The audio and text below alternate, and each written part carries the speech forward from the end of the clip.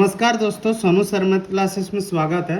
दोस्तों आज हम लोग क्लास 10th का तीसरा अध्याय दो चर वाले रैखिक समीकरण युग्म प्रश्नावली 3.3 क्लास 10th का पहला नंबर क्वेश्चन का छठा भाग, पहला नंबर क्वेश्चन का 6 भाग करने वाले हैं। अगर आप लोगों को वीडियो अच्छा लगे तो वीडियो को लाइक कीजिएगा और चैनल पर नए हैं तो चैनल को सब्सक्राइब करके बेल आइकन जरूर प्रेस कीजिएगा ताकि आने वाला हर नोटिफिकेशन मिलता रहे। तो चलिए स्टार्ट करते हैं। तो पहला नंबर क्वेश्चन का छठा भाग कहना है क्वेश्चन का कि रैखिक समीकरण युग्म को प्रतिस्थापन विधि से हल कीजिए। तो क्वेश्चन का पहला समीकरण दिया गया 3x/2 minus 5y/3 equal to -2 और दूसरा समीकरण दिया गया x/3 plus y/2 equal to 13/6। तो चलिए इसको जो समीकरण दिया गया पहले समीकरण को हम लोग को लिखना होगा। तो चलिए लिखते हैं। तो यहाँ पे लिखना होगा कि दिए गए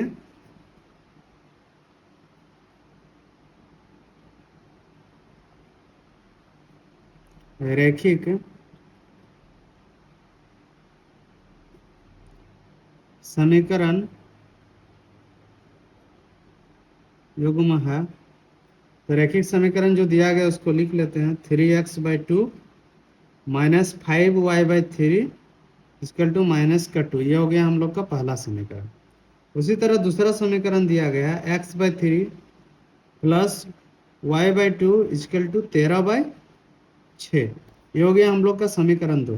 तो देखिए ये जो समीकरण दिया गया है ना पहला और दूसरा, ये दोनों समीकरण को पहले हम लोग इसको ये जो 2/3 और 3/2 जो दिया गया है इसको पहले हम लोग सॉल्व करके दूसरा समीकरण लाते हैं। तो चलिए कैसे लाते हैं दिखाते हैं आप लोग को। जैसे कि यहाँ पे है 3x/2 और यहाँ पे दिया गया -5y/3 इक्वल टू -2। ये पहला समीकरण था। तो इसको कैसे पहले सॉल्व करेंगे कि 2 और 3 का हम लोग एलसीएम लेंगे। तो 2 और 3 का एलसीएम लेने से हो गया 6 का जब 2 के साथ भागा करेंगे तो आ जाएगा 3 और 3 के साथ जब 3x को गुना करेंगे तो हो जाएगा 9x। हो गया। फिर माइनस के चिन्ह दे दिए। फिर इस 3 का सब 6 के साथ भागा करेंगे तो हो जाएगा 2 और 2 के साथ जब फिर 5y का गुना करेंगे तो हो जाएगा 10y इक्वल टू -2। तो यहाँ पे इसको और एक बार लिख लेते हैं 9x माइनस 10y और ये जो 6 है ये नीचे में कुछ नहीं ले लिए, क्रॉस गुना हो गया। देखिए इसके साथ जब इस पूरे को गुना किए तो यही आ गया और जब इस 6 के साथ -2 को गुना करेंगे तो -12। अब ये आ गया हम लोग का समीकरण पहला। उसी तरह समीकरण दूसरा को भी इसी तरह बनाते हैं। तो जैसे कि दूसरा समीकरण है x/3 plus y/2 equal to 13/6। ये दूसरा समीकरण था। तो इस दूसरा समीकरण को भी हम लोग सॉल्व करते हैं। तो इसको पहले क्या करेंगे हम लोग यहाँ पे एलसीएम लेंगे। 3 और 6 2 का एलसीएम लिए तो हो गया 6 और 6 के साथ जब 3 का भागा करेंगे तो आ जाएगा 2 और 2 के साथ जब x को गुना करेंगे तो आ जाएगा 2x। प्लस के चिन्ह प्लस दे दिए। उसी तरह जब 2 का हम 6 के साथ भागा करेंगे तो आ जाएगा 3 और 3 के साथ जब y के साथ गुना करेंगे तो आ जाएगा 3y इक्वल टू यहाँ पे 13/6 हो गया। अब देखिए यहाँ पे ये 6 और 6 दोनों भागा में ये कट गया तो बच गया ऊपर में सिर्फ 2x plus 3y equal to 13। ये हो गया हम लोग का समीकरण 2। ये जो हम लोग का नया समीकरण पहला और दूसरा आया, ये समीकरण और ये समीकरण, इस दोनों समीकरण को ही लेकर आगे चलना है। इसी से हम लोग सॉल्व करेंगे। तो चलिए नेक्स्ट पेज में आप लोग को बताते हैं आगे का प्रोसीजर।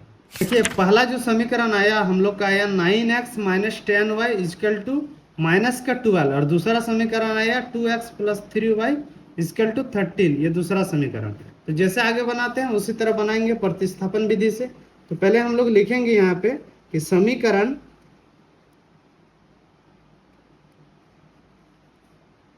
एक से समीकरण एक हम लोग का क्या है 9x minus 10y equal to -12 हो गया।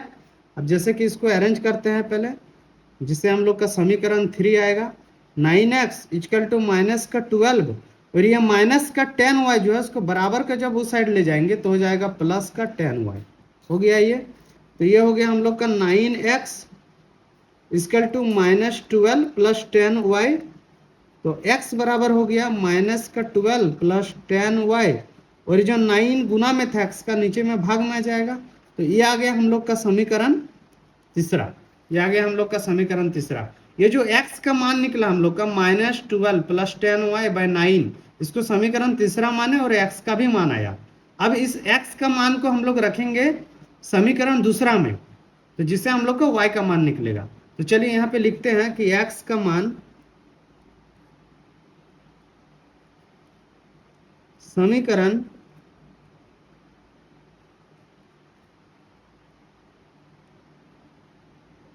दो में रखने पर, तो समीकरण दूसरा में रखते हैं। तो समीकरण दूसरा हम लोग का क्या है, 2x plus 3y is equal to 13। तो जैसे कि 2 हो गया है यहाँ पे, इंटू दे दिए। अब x का मान जो पूरा जो है इसको रख देंगे, -12 प्लस 10y बाय 9, इसको ब्रैकेट बंद कर देते हैं पूरे को। तो फिर प्लस का 3y इक्वल टू हम लोग का 13। इसको सॉल्व करते हैं तो देखिए 9 ये 3 के साथ तो कट नहीं रहा है, तो इसको क्या करेंगे, 2 के साथ एक बार -12 का गुना करेंगे, 2 के साथ प्लस 10 का गुना 10y का गुना करेंगे। तब 2 के साथ जब -12 का यानी कि 12 का गुना करते हैं तो माइनस हो जाएगा 24, प्लस 2 के साथ जब 10y का गुना करते हैं हो जाएगा तो 20y यानी कि 20y बटे 9, ये प्लस का 3y इक्वल टू 13। इसको बताते हैं आप लोग को हम यहाँ से, जैसे कि यहाँ से आ गया हम लोग का माइनस का 24 प्लस का 20y, इसको और एक बार लिख लेते हैं, सॉल्व करने में इजी होगा, प्लस 3y इक्वल टू 13। तो आप देखिए यहाँ पे कुछ नहीं यानी कि एक ले लिए, तब 9 और जब 1 का जब हम लोग यहाँ पे एलसीएम लेंगे तो आ जाएगा ये हम लोग का कितना, तो आ जाएगा 9 आ गया हम लोग का। अब इस 9 के साथ जब हम 9 को भागा करेंगे तो आ जाएगा 1, और 1 के साथ जब इस पूरा टर्म को गुना करेंगे तो वही टर्म आ जाएगा, यानी कि माइनस का 24 प्लस 20y, और प्लस का चिन्ह है ये प्लस दे दिए। अब जैसे इस 9 के साथ जब 1 को हम लोग भागा करेंगे तो आ जाएगा 9, और 9 को जब 3y के साथ गुना करेंगे तो आ जाएगा 27y इक्वल टू आ जाएगा 13। अब देखिए नीचे में कुछ नहीं, एक ले लिए। अब इस एक के साथ इस पूरे टर्म को पहले सॉल्व करके गुना करेंगे, इस 9 के साथ 13 का गुना करेंगे, क्रॉस मल्टीप्लाई होगा तो उसको करते हैं। जैसे कि यहाँ पे माइनस का 24, और जब यहाँ पे 20y और जब 27y को जब हम लोग यहाँ पे जोड़ेंगे तो हो जाएगा हम लोग का 47y आ गया इक्वल टू। अब ये 9 के साथ जब 13 का जब हम लोग गुना करेंगे तो हो जाएगा 117। अब यहाँ पे देखिए जैसे कि ये 47y को एक साइड में रखे और 117 को एक साइड में रखे, और जो माइनस के 24 है जब इसको बराबर को साइड ले जाएंगे तो हो जाएगा हम लोग का प्लस का 24, और ये हो गया हम लोग का 47y, और ये जब हम 117 को जब हम 24 के साथ जोड़ेंगे तो ये हो जाएगा हम लोग का कितना, जब इसको जोड़ते हैं तो ये 1 7 और 4 11 का 1 हाथ में रह गया, 1 2 3 और 1 4 और 1 मतलब 141 आ गया। अब ये 47 देखिए 3 से कट गया 141, तो y इक्वल टू आ गया हम लोग का 3, y का मान 3 आ गया। अब इसी y का मान को हम लोग रखेंगे समीकरण तीसरा में, जो समीकरण तीसरा निकला था हम लोग का, उस समीकरण तीसरा में रखेंगे y का मान, जिससे हम लोग का निकल जाएगा x का मान। तो लिखते हैं यहाँ पे लिखेंगे कि y का मान समीकरण 3 में रखने पर, तो समीकरण 3 हम लोग का क्या आया था, x इक्वल टू -12 प्लस का y बाय 9, इसको सॉल्व करते हैं, माइनस का 12 प्लस 10 गुना y का मान 3 है, 3 बैठा दिए बाय 9, इसको सॉल्व करते हैं।